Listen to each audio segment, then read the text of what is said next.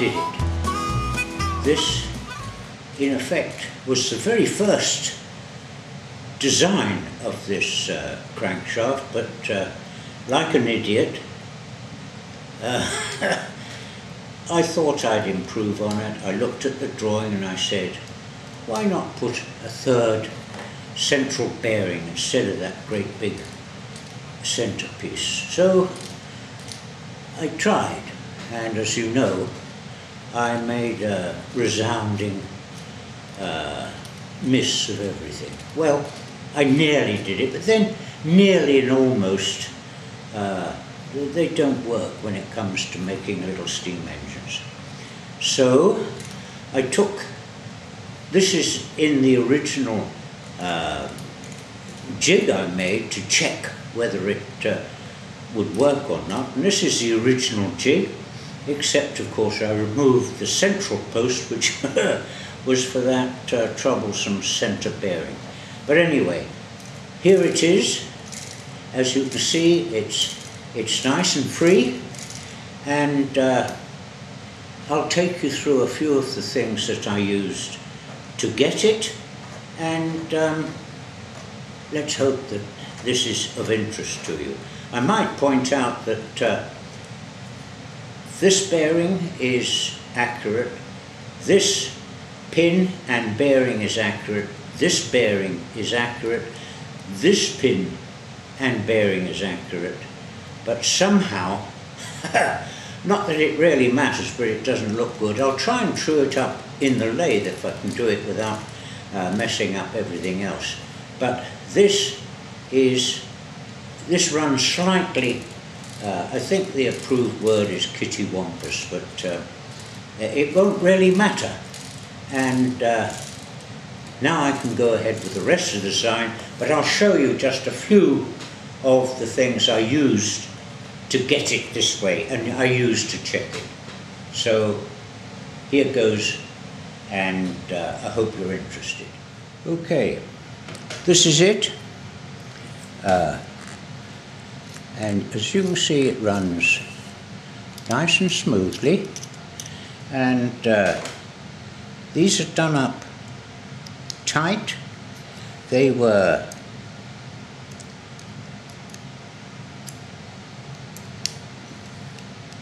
as you can see, they are done up tight. I'll take it out and show you. But what I did, I made these two pieces first and then drilled and reamed them on the separation line, so when they're closed up, they're exactly the size of the bearing. That is 1 thou over the shaft diameter, and the same with this one. And as you can see, it's nice, and this is it. I've taken the caps off, and it will just ride in there easily, and I'll try and give you a better view. There it is.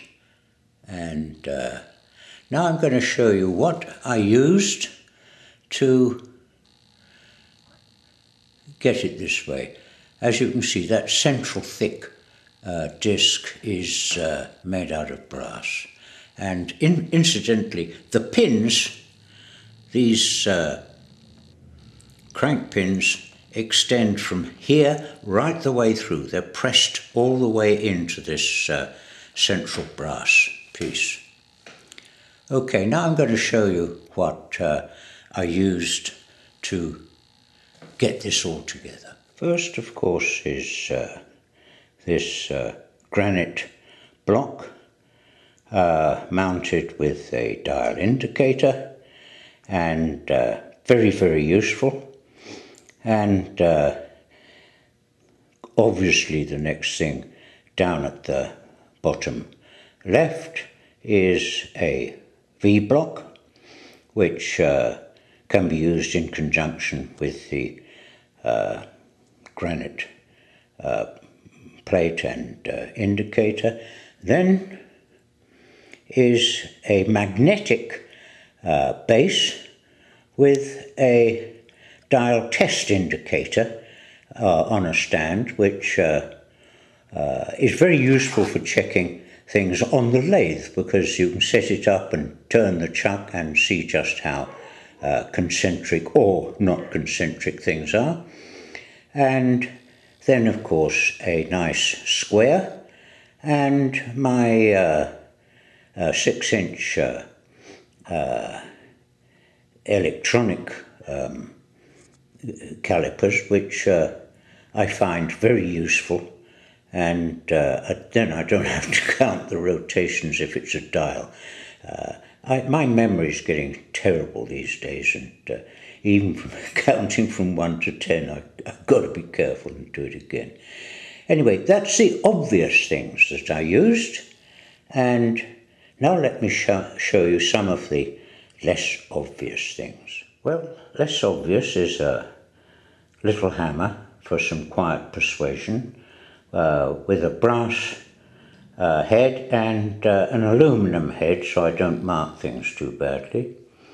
Then a screwdriver, not that I'm driving screws, but I'm using it as a pry bar. And now this may shock you.